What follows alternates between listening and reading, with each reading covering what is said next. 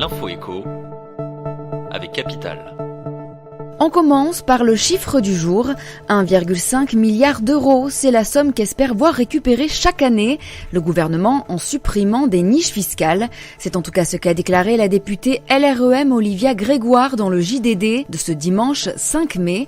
Selon la porte-parole du groupe En Marche, ce travail de rabotage des niches fiscales pourrait permettre d'économiser 1,5 milliard d'euros par an pour financer notamment la baisse de l'impôt sur le revenu promise par le président de la République. Dans le domaine de la culture, certaines ne profitent qu'à une douzaine d'acteurs et peuvent être repensées selon la députée. Elle évoque aussi le secteur du capital risque ou de l'innovation. L'info pratique Capital concerne les usagers de trottinettes électriques.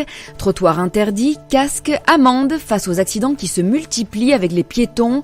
Le ministère des Transports a rédigé un projet de décret. Objectif, fixer des règles strictes pour ces nouveaux moyens de transport qui se sont développés dans nos villes de manière très rapide et un peu anarchique selon Elisabeth Borne. La ministre assure dans Le Parisien que ce décret va permettre un usage plus responsable de ces engins. Un arsenal juridique qui devrait entrer en vigueur à la rentrée 2019. Parmi les mesures fortes, sachez que vous pourriez bientôt être sanctionné d'une amende de 135 € si vous circulez sur les trottoirs, que ce soit en trottinette, en monoroue ou même en overboard. Le coup de gueule du jour pourrait être poussé par les patrons de PME face aux arnaques à l'accessibilité aux handicapés qui se multiplient. Depuis 2014, ce sont 3000 gérants de PME qui ont déposé plainte après avoir été floués par des fausses sociétés.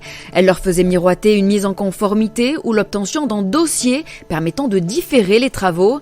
Le Parisien rapporte même qu'entre 2017 et 2018, ce système d'arnaque au dossier d'agenda d'accessibilité programmée a augmenté de 34%. En effet, 722 PME ont été victimes de ces escroqueries, dont le préjudice oscille entre 1000 et 2000 €. Les escrocs effraient les gérants de PME en insistant sur les peines encourues en cas de non-conformité aux normes d'accessibilité pour handicapés. Et on termine par Kylian Mbappé qui a vu son salaire exorbitant encore augmenter cette année. Le JDD révèle que son salaire brut mensuel est passé de 1 468 122 € en 2018-2019 à 1 625 836 € pour la saison 2019-2020. Et ce n'est pas fini puisque pour la saison suivante, en 2020-2021, ce sont 1 783 550 € que devrait toucher le prodige français du football. Des révélations issues du livre intitulé Phénomène, écrit sur Kylian Mbappé par Arnaud Herman, grand reporter à l'Équipe.